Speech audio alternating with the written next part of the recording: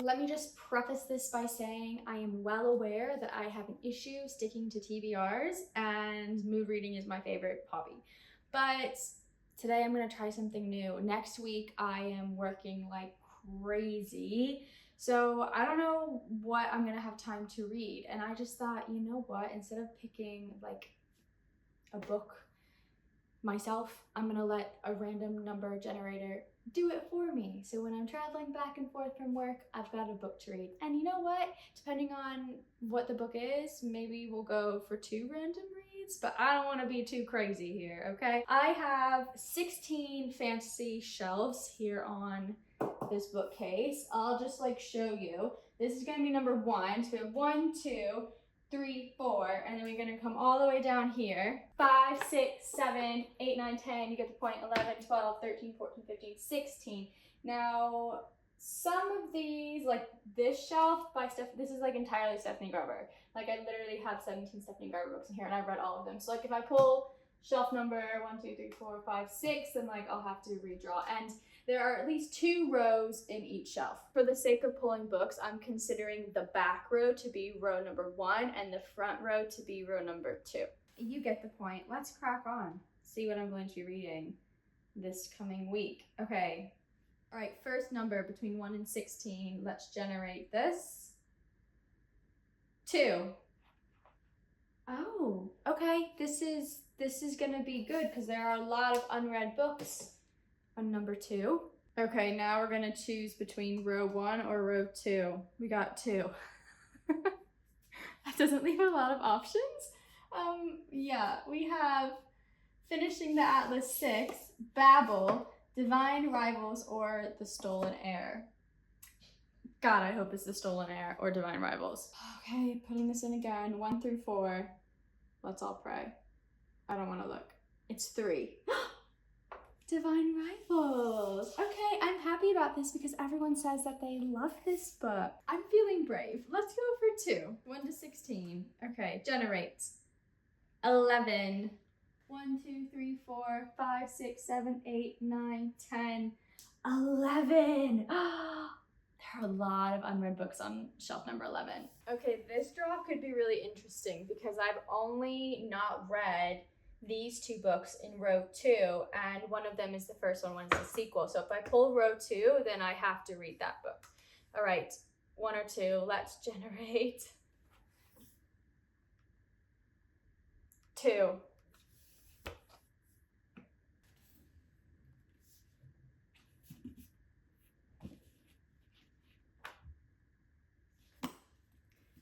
Okay, that means I'm reading Broken Blade by Melissa Blair. This is book 1 in the Halfling saga, and then I also picked up book 2, both of these in my Barnes & Noble vlog that I posted last month.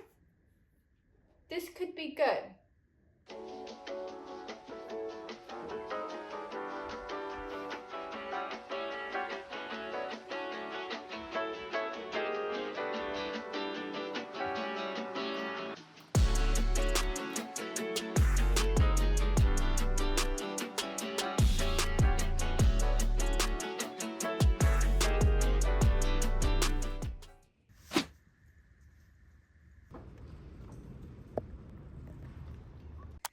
Remember when I said that I have a crazy busy week?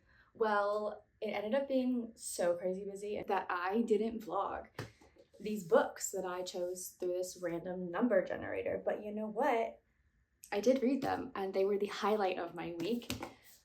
I finished Divine Rivals and A Broken Blade all in 7 days. I'm very proud of myself. That's 2 books to knock off for the start of August, and they were both chef's kiss. I could not have asked for a better random situation with these books because I, being the mood reader that I am very picky and very flippant with what books I'm in the mood to read, and these just delivered and we need to talk about them. So this is like just gonna end up being like a little mini review here. Sorry I didn't vlog it.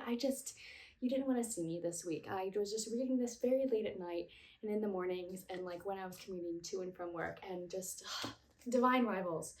Wow. I didn't know what to expect with this one because I've never read anything by Rebecca Ross, and I know that she's written an enchantment of River Enchanted, maybe. I'll pop the cover up on the screen. I definitely need to give that one a go now that I've read this book. It was so well done. It's so beautifully written. I was never bored throughout of it. I was never left feeling lacking of anything. I wasn't confused. It was the perfect pacing. It was the perfect storyline. It was the perfect blend of historical fiction meets fantasy meets its own unique thing. And it was so well done.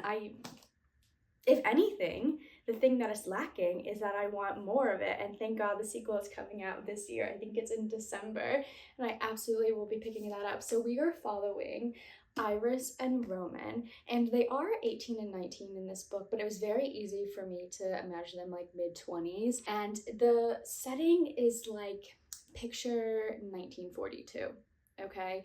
You have two people who are journalists at this newspaper company, and they're both writing about this war, and the war is similar to like World War II, but turn it into a fantasy world and make it between two gods slash goddesses. The whole premise is that Iris is writing letters to her brother who was fighting in this war, but her letters are actually being delivered to Roman, and Roman knows that the letters are from Iris. Iris doesn't know that Roman is receiving her letters, and like that's where I'm going to leave it. Look at the sprayed edges here. Look how beautiful this is. I'm obsessed. 5 stars.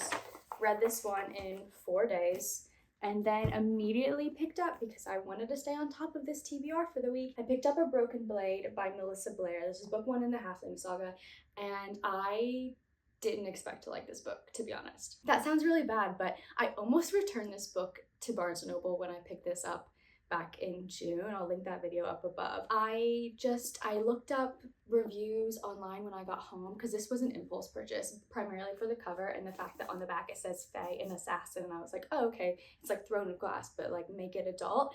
And then I looked up reviews and I was like, I don't know if this is gonna be the book for me. Thank God I kept it, because it's a sweeping story about this broken woman who is an actual woman. She's not like, 18, a child or anything like a lot of the book characters, main protagonists usually are. She is an assassin for the king, and this is in a very unique world of like fae, mages, elves, like Lord of the Rings elves, picture those kind of elves, and you have this big fantastical political backdrop going on, and it's enemies to lovers, true enemies to lovers. It's very dark. It's very adult. There's a lot of direct mentions of like abuse and addiction and alcoholism. It was so good. I read this in 3 days, and then I immediately started A Shadow Crown book 2. This is a Barnes Noble exclusive edition.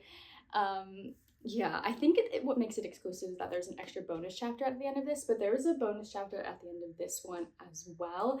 And I think that we're getting one of my favorite tropes of all time in book 2 / book 1. I think it like set up in book 1. But anyway, we have the one bed trope as well, which I love. So if you love that, it's in here.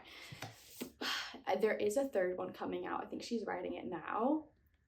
So good. I didn't realize that this is a Canadian author, and I think she's of like Native Canadian heritage, so she brings a lot of that into her characters, and I really like that. I haven't read a book like that, I don't think, ever.